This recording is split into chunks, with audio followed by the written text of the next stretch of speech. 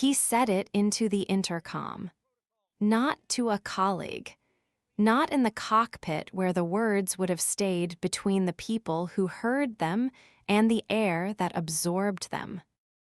He said it into the aircraft intercom system, the system that exists for one specific purpose, which is to carry the voice of the flight crew to every passenger seat on the aircraft simultaneously, to deliver safety information and flight updates to 214 people who are sitting in a metal tube at 35,000 feet and who have no choice but to hear whatever comes through the speaker above their heads. He chose that system. He picked up that handset deliberately, and he pressed the button deliberately, and he said, into the ears of 214 passengers, including 3 children under the age of 5 and an 81-year-old woman from Savannah who was flying to see her daughter for the first time in 2 years. He said, "Ladies and gentlemen, I apologize for the brief delay. We had a situation with a passenger who apparently believes that her seat assignment entitles her to an opinion about how this aircraft is operated. I want to assure everyone on board that I run this aircraft, not the passengers, and we will be departing as soon as the relevant parties understand that." The cabin was very quiet after that. Not the quiet of a cabin that has not yet filled with people, or the quiet of a late-night flight where most passengers are sleeping, or the quiet of the specific moment between the safety demonstration ending and the engines accelerating for takeoff.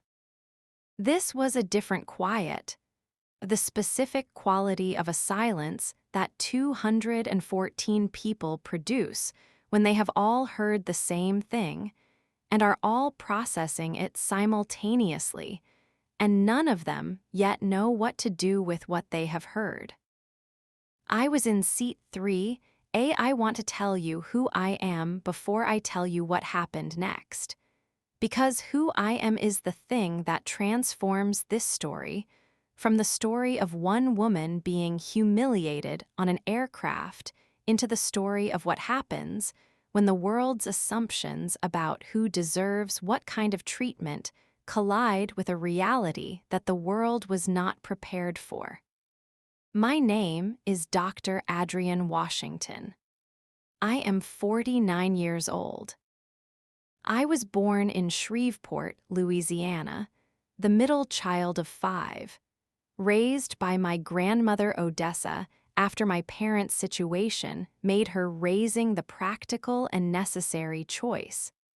In a house on Fairfield Avenue that was small and loud and full of the specific kind of love that does not announce itself, but is present in every meal and every correction, and every time someone shows up without being asked, because showing up is what people do for each other.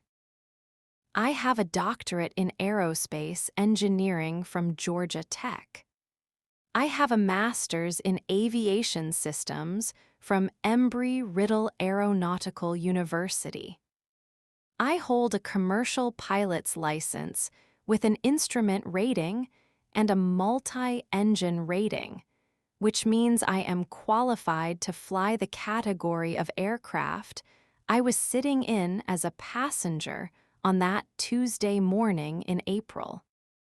I have spent 22 years working in commercial aviation, not as a pilot, though I could be, but as an engineer, and then as a systems analyst, and then as a director, and then as a vice president, and then, for the past 3 years, as the Chief Aviation Safety Officer of the Federal Aviation Administration.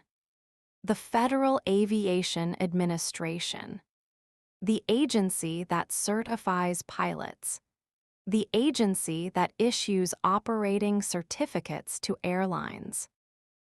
The agency that has the authority, under Title 49 of the United States Code, to ground aircraft, suspend pilot certificates, and shut down flight operations when safety or regulatory compliance requires it.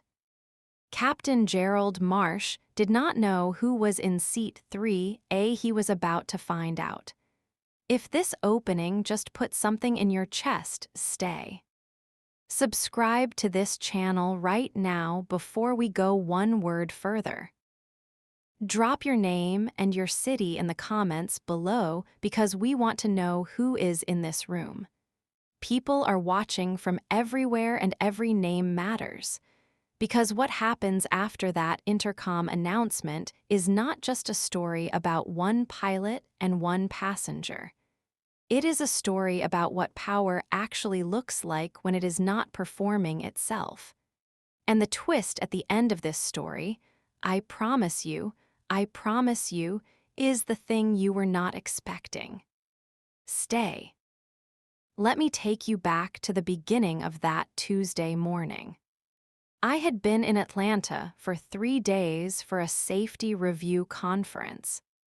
The kind of conference that happens when multiple federal agencies and multiple airline stakeholders need to be in the same room with the same data at the same time and make collective decisions about regulatory frameworks that will affect how commercial aviation operates for the next decade.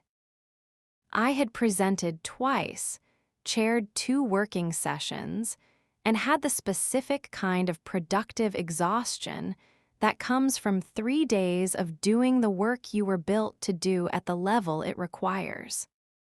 My flight home to Washington, D.C. was Delta Connection Flight 2847, scheduled to depart Hartsfield-Jackson at 8:45, arriving Reagan National at 11:10. A short flight, 2 hours, give or take, on a regional jet, the Embraer 175, which I knew in some detail because I had been involved in the FAA certification review for the aircraft's updated avionics package 18 months earlier. I had a window seat in row 3. First class on a regional jet, which means something more modest than the phrase suggests. 4 seats across instead of 2, a slightly wider seat, a slightly more attentive service, the same altitude and the same air pressure and the same physics as every other seat on the aircraft. I boarded at 8:15. I settled in. I opened my laptop because I had a report to finish, and 2 hours of airtime was 2 hours of work time, and I am the kind of person who does not leave work for later when the present moment is available. I ordered a coffee from the flight attendant, a young woman named Keisha who had the specific efficient warmth of someone very good at managing a small space with a lot of people in it, and I began working on the report. The aircraft pushed back at 8:42. On time. Good. We taxied for 11 minutes, which was normal for Hartsfield-Jackson, which is the busiest airport in the world and manages its ground traffic with the specific choreographic precision that volume requires. We reached our position in the departure queue. And then we stopped. Not the brief stop of an aircraft waiting its turn in the departure sequence. A longer stop, the kind that produces a quality of stillness in the aircraft that is different from the ordinary waiting and that experienced travelers learn to read as something requiring explanation. 5 minutes, 7 minutes, 10 minutes. Keisha came through the cabin twice without announcing anything, which told me she had not been given anything to announce. At minute 12, the cockpit door opened briefly, and a man in a captain's uniform appeared late 50s, with the specific bearing of someone who has been in command of aircraft for a long time and has organized his identity around that command. He spoke briefly with Keisha. He went back to the cockpit. At minute 14, the intercom clicked on. What I heard was not the routine delay announcement. The routine delay announcement says, "Ladies and gentlemen, this is your captain. We're experiencing a brief delay due to air traffic control sequencing. We expect to be airborne in approximately X minutes. Thank you for your patience." What I heard was not that. What I heard was Captain Gerald Marsh, with 214 people listening, deliver a statement that was not about the delay at all, but about a passenger, about me, and about his authority over the aircraft and the implication that my having expressed something, said something, requested something, had caused or contributed to the delay and required a public correction. I want to tell you what I had said before that announcement. I want to tell you precisely because precision is the difference between a complaint and a record, and I had been making mental records since minute 7 of the delay. At minute 7, I had pressed the call button. Keisha had come to me. I had said, quietly and specifically, the following: "I notice we've been holding for 7 minutes. I'm connecting to a meeting in DC that I cannot miss. Can you find out from the captain approximately how long we're looking at?" That was it. That was the entirety of what I said. I had asked, through the appropriate channel, the flight attendant, not the cockpit directly, for an estimated delay duration. I had given a reason. I had not raised my voice. I had not made a demand. I had made a request for information that every passenger on a delayed flight is entitled to make and that flight crews are trained to address. Keisha had gone to the cockpit. She had been in there for approximately 90 seconds. She had come out with an expression that was carefully neutral in the specific way of a flight attendant who has just had an interaction she is processing. She had come to me and said, "The captain says we're working through a sequencing issue.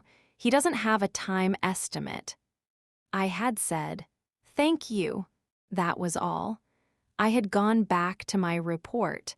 I had made no further request. I had sent no messages. I had spoken to no one. And then, 2 minutes later, Captain Gerald Marsh had picked up the aircraft intercom and said what he said.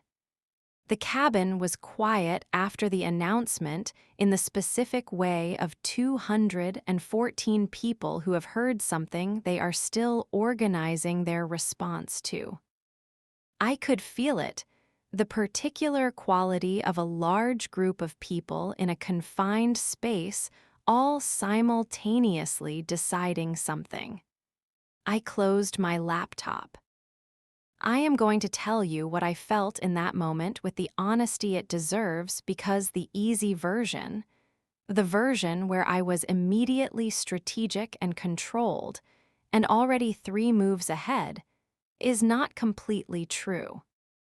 The complete truth is, I felt the heat that arrives in your chest when something is done to you publicly that was not warranted, and that carries a specific weight for a Black woman in a professional context that is different from the weight it carries in other contexts.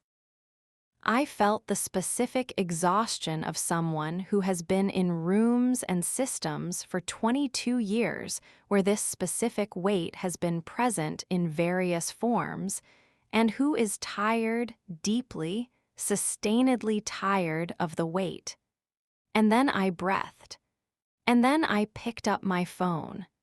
And then I did what I am going to describe to you now. I sent a text to my deputy at the FAA, a woman named Sandra Ockhafer, who is the most efficient person I have worked with in 22 years of a career full of efficient people. The text said, "Sandra, I need you to pull the operating certificate status and pilot certification records for Delta Connection Flight 2847, departing ATL this morning. Captain Gerald Marsh. I also need the most recent safety inspection records for the aircraft. Detail number if you can get it. I'll explain when I land. Time sensitive." Sandra responded in 4 minutes on it. "You okay?" I sent back, working on it. Then I put my phone in my bag and I waited. I was very good at waiting. I had learned waiting from my grandmother Odessa, who had the specific patience of someone who has understood that the world does not move on your schedule, and that the response to that fact is not frustration but preparation, being ready when the moment comes rather than using energy on the moment's delay. I waited. Stay with this story. Because I know what you are thinking this is going to resolve through an official complaint, a formal process, the grinding machinery of institutional accountability that takes months and produces a letter. Stay. Because what happens in the next 22 minutes on that aircraft is not institutional machinery.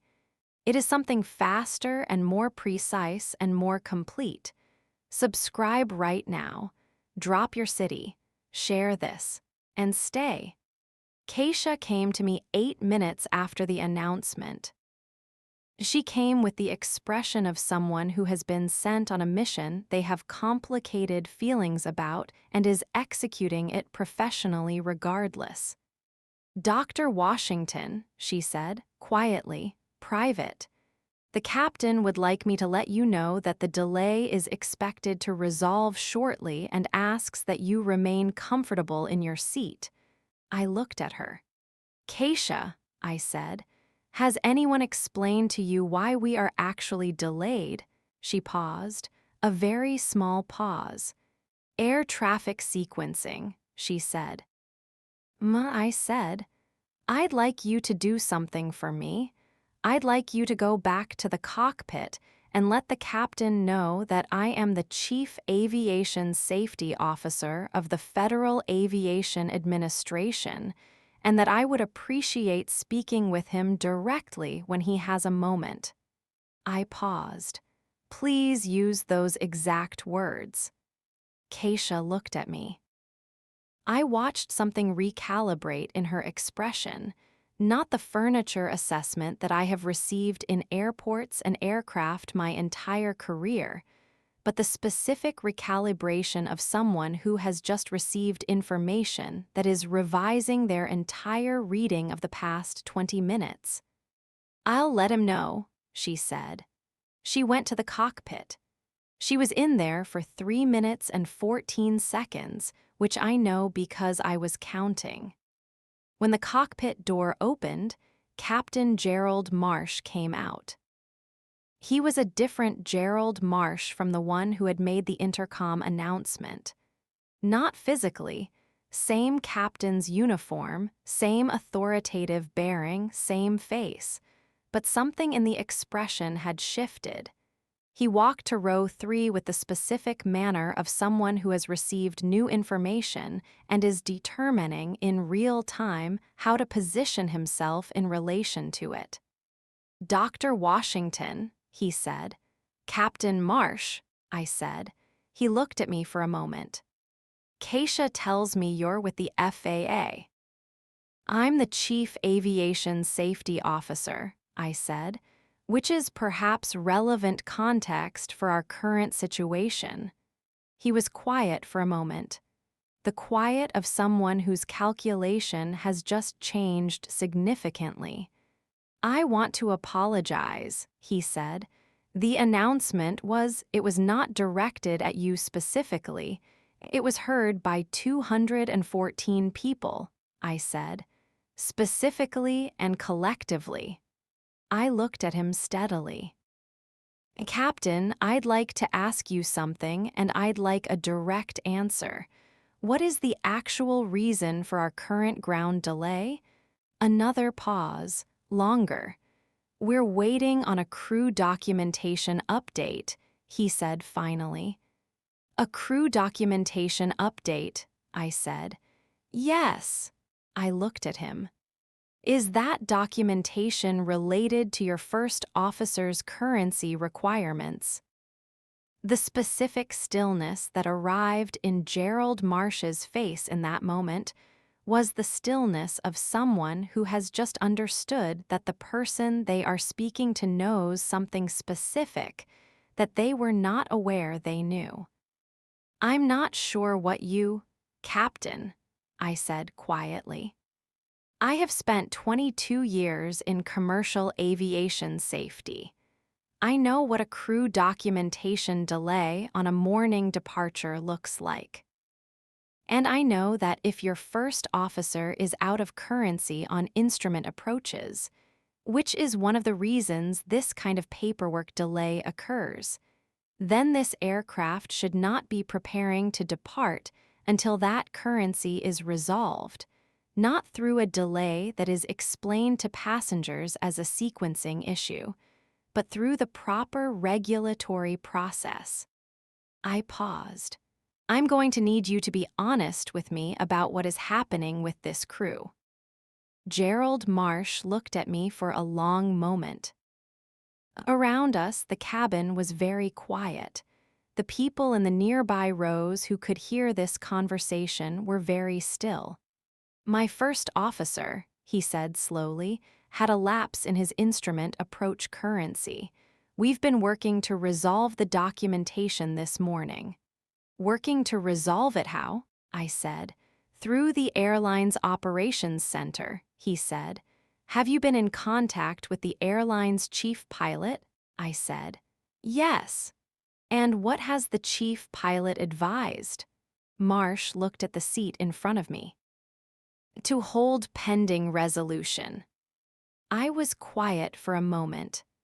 I thought about what hold pending resolution meant in the context of an aircraft that had been about to push back for departure with a first officer whose currency status was not confirmed.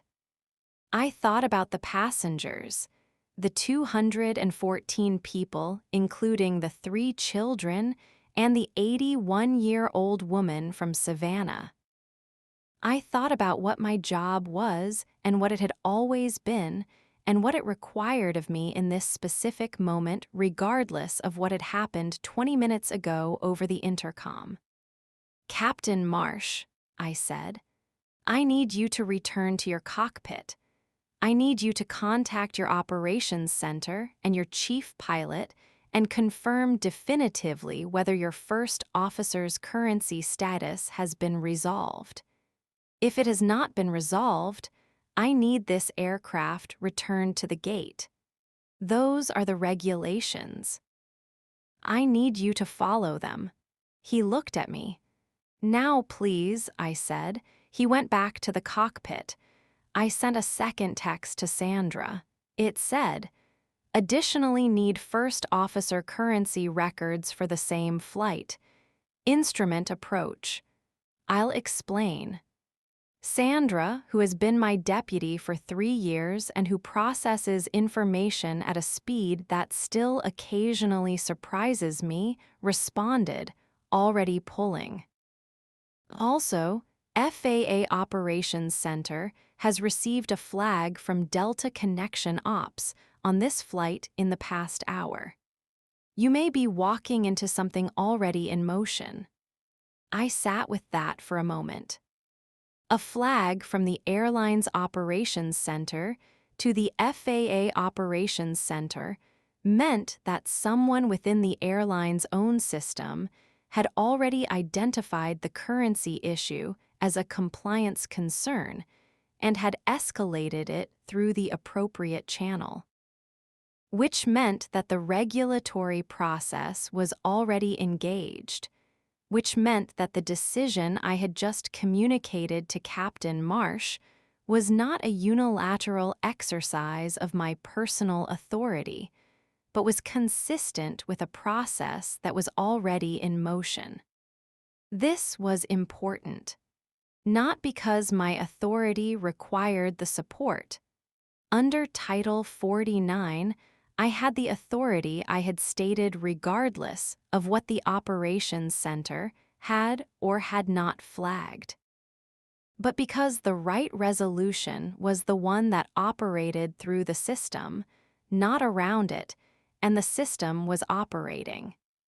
Keisha came to me 15 minutes after Captain Marsh returned to the cockpit.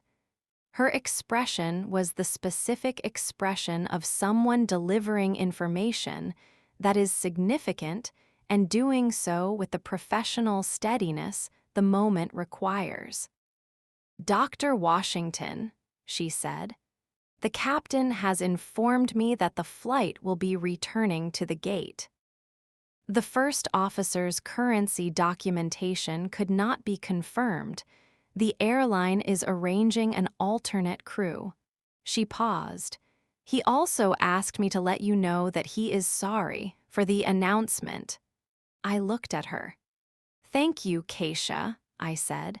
"Thank you," she said, the two words carrying a specific weight that I received and held.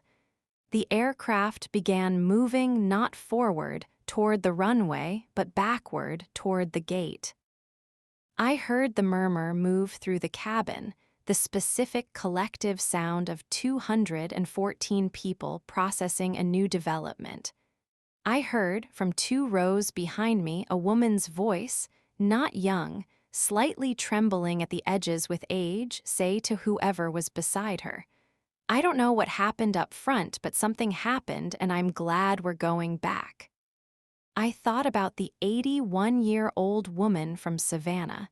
I thought about the 3 children. I closed my laptop. The report would wait. We returned to the gate at 10:23.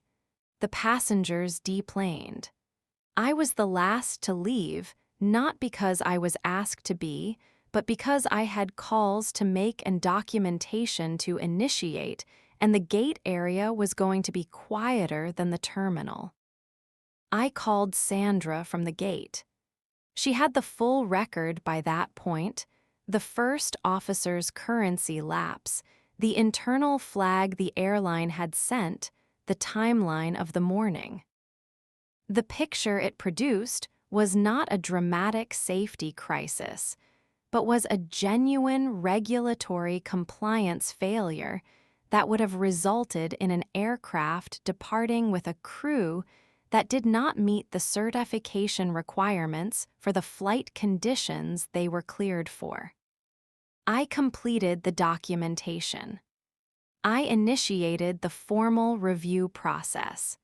I made the calls that the situation required. All of this took 47 minutes at the gate, while the other 213 passengers found their way to the rebooking desk and the alternative arrangements that the airline was obligated to provide. During those 47 minutes, Keisha came to the gate area twice. The first time to bring me a coffee, which she handed to me with the specific quiet grace of someone who has decided to do a thing and does not need it acknowledged. The second time to tell me that the replacement crew had been arranged and the flight would depart in approximately 90 minutes on the same aircraft with a fully certified crew. "Are you going to take the flight?" she asked. I thought about it. "Yes," I said. "Are you?" She smiled, the first full smile I had seen from her all morning. "It's my route," she said. "I'm always on it." The replacement crew boarded at 11:45. The captain was a woman, a fact I noted not because it was remarkable, but because it was, in the context of commercial aviation, where women remain significantly underrepresented in flight crew positions, the specific kind of unremarkable that still deserves to be noted. Her name was Captain Diana Reeves. She introduced herself to the cabin with the brief professional warmth of someone who does this every day and does it well. We departed at 12:15. 3 hours and 30 minutes after the original departure time. The flight to DC took 1 hour and 58 minutes. I finished my report at 35,000 feet and sent it to my team from somewhere over North Carolina. I need to tell you the twist now. The thing I promised you at the beginning that was not the story you thought it was. 3 days after the flight, Sandra put a file on my desk. She put it with the specific manner she uses when she wants me to read something without being told why first. The manner of someone who has learned that my best reading happens without preamble. The file contained the complete record of Captain Gerald Marsh's career with Delta Connection. 21 years. It contained his training records and his evaluation records and his safety incident reports and his passenger complaint history. It contained one other thing. In 2019, 3 years before this Tuesday morning in April, Gerald Marsh had filed a formal internal complaint with Delta Connection's safety reporting system. The complaint was about, and I am going to be precise because the precision is the twist, the airline's crew currency tracking system. He had identified, through his own observation of the scheduling practices, a pattern of insufficient tracking of first officer currency requirements that he believed was creating compliance risk. He had filed the complaint. He had followed up on it twice. The complaint had been received, acknowledged, and not substantively acted on. The first officer whose currency lapse had grounded the flight on Tuesday morning was a direct product of the failure that Gerald Marsh had identified and reported 3 years earlier. He had seen it coming. He had said so. Nobody had listened. I sat with this for a long time. I sat with the specific, complicated truth of a man who had done something genuinely right, identified a systemic safety risk, and reported it through proper channels, and had then, on a Tuesday morning when that systemic risk materialized in his own cockpit, made choices that were wrong. The intercom announcement, the dismissiveness, the explanation of the delay as a passenger's misapprehension rather than the compliance failure it was. He had been carrying the weight of the unaddressed complaint for 3 years. He had been operating with the specific burden of someone who knows something is wrong and has not been able to get the system to respond. And when the morning arrived that proved him right, proved that the thing he had warned about had happened exactly as he had predicted, he had not handled it correctly. He had deflected. He had made a passenger the target of a frustration that belonged to the system. None of that made the intercom announcement right. I want to be completely clear about that. What he said over that intercom was wrong. It was dismissive. It was publicly humiliating. It was the specific kind of authority performance that comes from someone who has been managing a fear for a long time and is now externalizing it onto a convenient target. It was wrong, but it was also human. It was the wrong of a specific human being carrying a specific weight in a specific broken system that had failed to hear him when he was trying to make the system safer. I called Gerald Marsh. Not through official channels. Those channels were operating independently through the formal review process. I called him on the number his airline operations office provided, which they provided because I am the Chief Aviation Safety Officer of the FAA, and the formal review process made the contact appropriate. He answered after 2 rings. His voice had none of the captain's bearing. It had the voice of someone sitting with what they have done. "Dr. Washington," he said. "Captain Marsh," I said.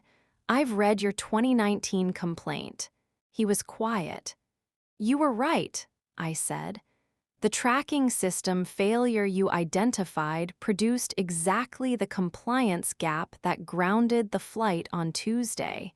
Your complaint was accurate and it should have been acted on." More quiet. "I'm telling you this," I said, "because the formal review process is going to address the systemic issue and your complaint is going to be part of the record. The airline's failure to act on it is going to be part of the record. The FAA's response to that failure is going to be part of the record. I thought you should know that before you read about it through official channels."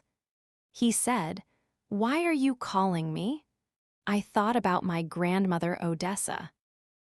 About the specific quality of her patience, not passive, not resigned, but the patience of someone who believes that the full truth of a situation is worth waiting for and responding to completely when it arrives. "Because you were right about the safety issue," I said, "and you were wrong about the announcement. And both of those things are true simultaneously, and both of them are going to be part of how this resolves. I wanted you to hear that from me directly." He was quiet for a moment. Then he said, "I owe you an apology." "Yes," I said, "you do." "I'm sorry," he said. "What I said over that intercom was it was wrong. I knew it was wrong when I said it. I said it anyway because I was afraid. And when I'm afraid, I get authoritarian. My wife has told me this for 30 years. A pause. That doesn't make it right." "No," I said, "it doesn't." "But I'm sorry," he said, "for what it's worth." "It's worth something," I said. "Not everything, but something." We talked for 11 more minutes. We talked about the tracking system and what the correct fix looked like, and what the FAA review was going to require of the airline, and what would happen to the first officer whose currency had lapsed. Not punitive consequences, regulatory ones. The kind that exist to ensure compliance rather than to punish the individual whose situation was itself a product of the systemic failure.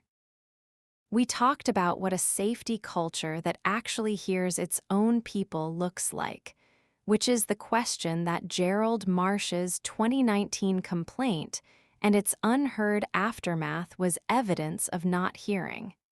He asked me at the end of the call, "What happens to my certificate?" "The formal review will determine that," I said. "I'm not in a position to tell you the outcome.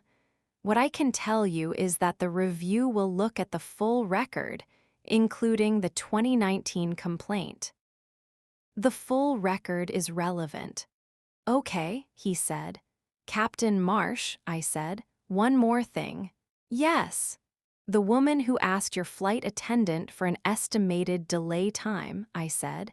"She was not trying to run your aircraft. She was trying to get to a meeting. She asked through the appropriate channel. She was entitled to do that." A long pause. "I know," he said. "I knew it when she asked. I was already in a place I shouldn't have been, and I took it somewhere I shouldn't have taken it." Another pause. "She deserved better." "Yes," I said. She did. The formal FAA review took 4 months. The findings required Delta Connection to overhaul its crew currency tracking system, a comprehensive remediation that cost the airlines significantly, and that produced a compliance framework that 3 safety analysts later described as among the most robust in the regional carrier sector. The finding was cited in a subsequent FAA rulemaking that extended the enhanced tracking requirements to 6 additional carriers. Gerald Marsh's pilot certificate was suspended for 45 days. Not revoked, suspended. The review took into account the full record, including the 2019 complaint and the airline's failure to act on it. It also took into account the nature of the intercom announcement, which the review characterized as a conduct violation distinct from the safety compliance issues. I did not advocate for or against the suspension outcome. That is not how the process works, and I would not have made it work that way even if it were possible. The process worked independently and produced an outcome that was proportionate to the full record. What I did was something different. 4 months after the flight, after the review was complete and the findings were published, I convened a working group on crew safety reporting culture. The working group was specifically focused on the question of why safety reports like Gerald Marsh's 2019 complaint go unheard. What structural and cultural factors within airline organizations produce the conditions in which a person who correctly identifies a systemic risk cannot get the system to respond. The working group produced a report. The report produced a rulemaking proposal. The rulemaking proposal, which I testified in support of before a Senate subcommittee, which I am going to describe to you in a moment because the testimony is part of the story, was adopted 18 months after that Tuesday morning in April and required every commercial air carrier operating under FAA oversight to implement a formal safety reporting response protocol with mandatory timelines and accountability tracking. The protocol is named. It is called the HERE Protocol, Honest Evaluation and Action in Reporting. It is not named after Gerald Marsh, whose complaint was the impetus. It is not named after me, whose experience on the aircraft was the catalyst. It is named after what it is designed to produce, the actual hearing of the people who see the risks before the risks materialize. I testified before the Senate Commerce Subcommittee on a Thursday afternoon in October, 14 months after the flight. I testified in my capacity as Chief Aviation Safety Officer. I told the story of the flight. I told it completely, not the version that made me the hero and Gerald Marsh the villain, which would have been the easy version, and the version that a certain kind of testimony produces, because it is simple and emotionally legible. I told the complete version, the intercom, the currency lapse, the return to the gate, the 2019 complaint, the phone call, the 11 minutes, the simultaneous wrongness and rightness of the same person in the same day. Senator Patricia Lawton of Georgia, who chairs the subcommittee, asked me afterward, off the record, in the hallway outside the hearing room, "Why did you tell the whole story? Most people would have told the part that made them look better."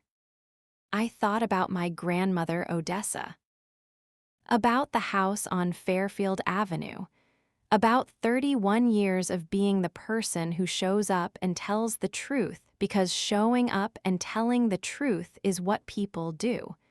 Because the whole story is what produces the right response, I said. The partial story produces a satisfying response. The whole story produces a useful one. She looked at me for a moment. You should run for something, she said. I'm already running something, I said. 42,000 people and the safety of the national airspace system. She laughed. Fair enough, she said. I am Adrienne Washington. I am 49 years old and I run something enormous, and I am the granddaughter of Odessa Washington of Shreveport, Louisiana, who showed me that patience is not the absence of action, but the timing of it, the specific understanding that the right moment for the right response produces more than the fastest moment for any response. I fly frequently. I fly Hartsfield-Jackson to Reagan National more times in a year than I can count because Atlanta and Washington are the two anchors of my professional life, and the air between them is familiar in the way that a frequently traveled road is familiar, not noticed exactly, just known. I fly Delta Connection sometimes. I fly other carriers. I fly early morning flights in soft clothes with my laptop and my report and my coffee and the specific compact efficiency of someone who has been doing this for 22 years and does not need to perform anything about it. I have not been on another Gerald Marsh flight. I do not know if our paths will cross again. What I know is that the 2019 complaint he filed, the one that was not heard, is now the documented origin point of a federal regulatory framework that is hearing the people who see what is coming before it arrives. His complaint, unacted on, filed and forgotten, 3 years in a drawer at an airline's operations center, is now embedded in the regulatory record of American commercial aviation. He was heard.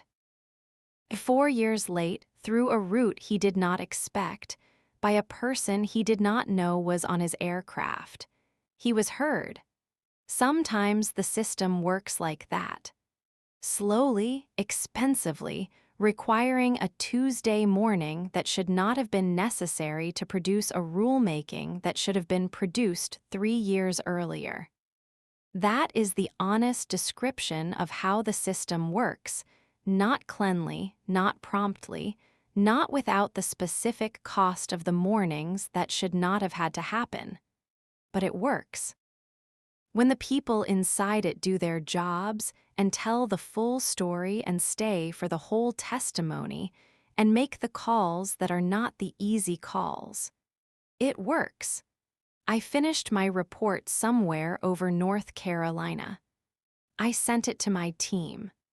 I landed at Reagan National at 2:13 in the afternoon on a Tuesday, and I took the metro to the FAA building on Independence Avenue, and I went back to work. My grandmother Odessa would have had something to say about all of it. She would have said it briefly because she was not a woman who used words beyond what the moment required, which is where I learned economy of language, if not always economy of word count. She would have said, "Baby, you did right." I did right. Not perfectly, I am not sure any of it was perfect.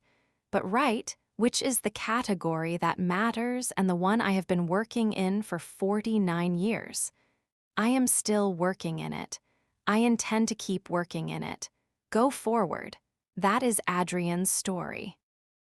Every word of it. And if you have been in a room, on a plane, in a meeting, at a checkpoint, anywhere, where someone used their authority to make you smaller than you are, I want you to hear this, Your response to that moment does not have to be immediate to be powerful. Timing is a form of strength. Subscribe to this Black Demons channel right now. We are here every single week with stories like this one. Drop your name and your city in the comments right now. We want to know who is in this room tonight.